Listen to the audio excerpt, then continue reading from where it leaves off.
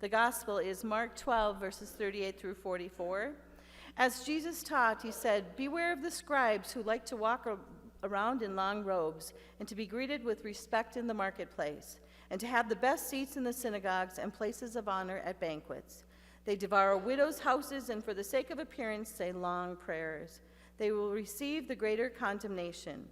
He sat down opposite the treasury and watched the crowd putting money into the treasury. Many rich people put in large amounts. A poor widow came and put in 2 small copper coins, which were worth a penny. Then he called his disciples and said to them, "Truly I tell you, this poor widow has put in more than all of those who are contributing to the treasury. For all of them have contributed out of their abundance, but she out of her poverty has put in everything she had, all she had to live on." The gospel of our Lord.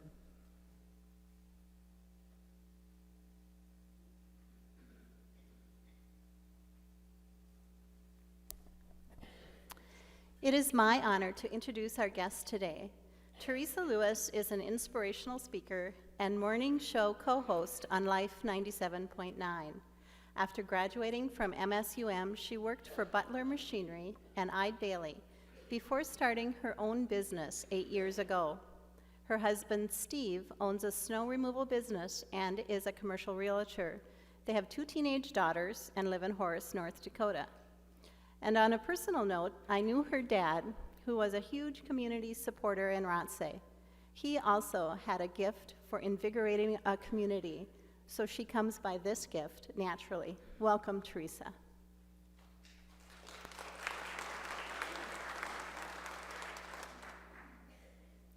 Thank you. Good morning. Well, I'm really grateful to be here and honored to speak to you today in light of this very special day, the Thank Offering Service. It is an honor and a privilege, and you know, the thing about gratitude and thankfulness, somebody called me the gratitude lady recently, and I kind of laughed. I'm like, that's actually kind of a funny title, but then I got thinking, like, how did I get started on this journey of gratitude? And when it was probably about 2009, I attended a luncheon. And at this luncheon, the speaker challenged us to live in gratitude for a full day. And you might think, okay, yeah, sure, that sounds easy. It sounds easy, but it's really a little more of a challenge than you think. So we were instructed to live in gratitude the whole entire day, from the moment you woke up in the morning to think about, what am I grateful for right now? The comfortable bed, electricity, warm water, coffee pot, right? A lot of you coffee drinkers here. Vehicle to get to work, a job to go to, a family who loves you, the sunrise, all of those things that you could be grateful for, and then focus on that throughout the whole entire day. Could you do that? Well, I've tried on several occasions. And you know, something comes up during the day and then you get distracted and you get a little scattered and you lose your focus. But it becomes a habit, and then you start focusing more and more on gratitude, and you incorporate it into your life. So really, that's what we're going to talk about today, is this whole concept of gratitude, thanksgiving, thankfulness. And why do we talk about it? And why would we, you know, in addition to the fact that it's the Thank Offering service, but why would we focus a lot on gratitude, and why do I do that?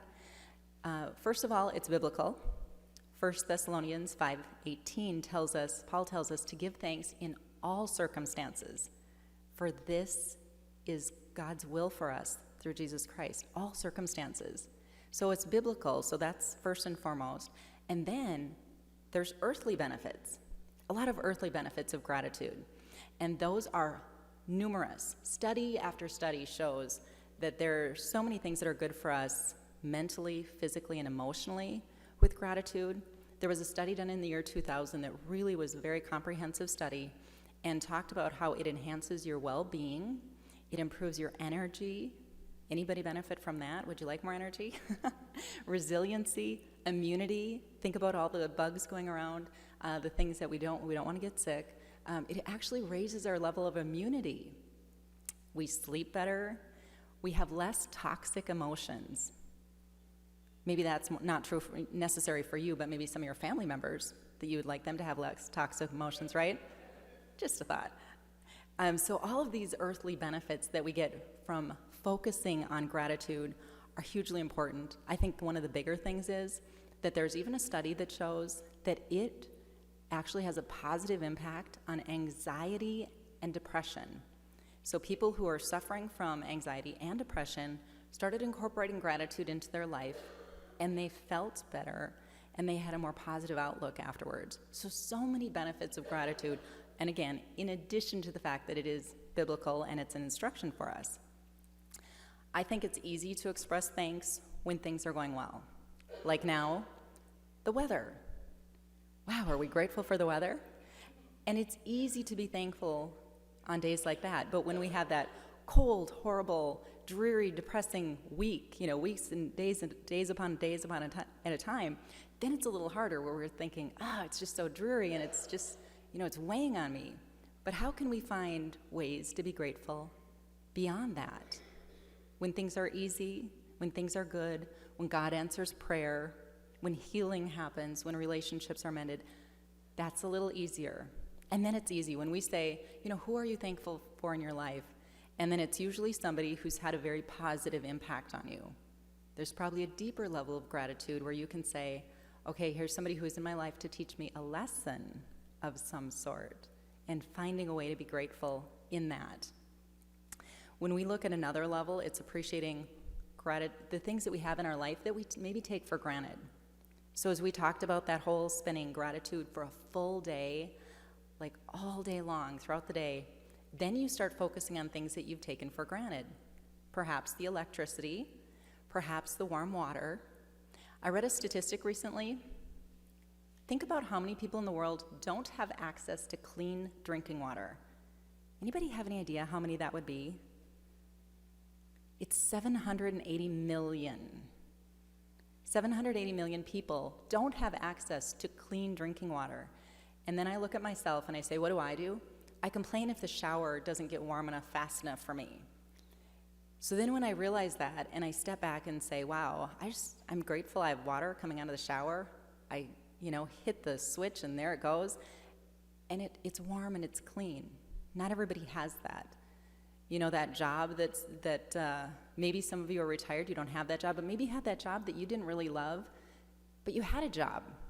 Some people don't. Some people would be grateful for that. Maybe you might complain about a family member in your life, but some people would love to have that spouse or that child or that situation because they don't have that right now. When we think about challenges facing our community, thankfully clean water is not one of them, right? We're very blessed to have a lot of first world conveniences here, which is wonderful. But even within that, in our community, there's still a lot of challenges. Women and children who are living in unsafe conditions, who are in situations and environments where they don't know if they can escape, and they're looking for somebody to help them, lend them a hand. We have people who are trying to overcome addiction, and they are looking for help and the promise of a better tomorrow. We have kids who are leaving school on a Friday, not knowing if they're going to get food over the weekend. And that's happening here in our community. So when we really focus on that, we say, wow, there's so much that I have to be grateful for. When we start expressing appreciation, of course, that's another level of that. We express appreciation through acknowledging it in our mind, being grateful, saying a prayer of thanks to God for that.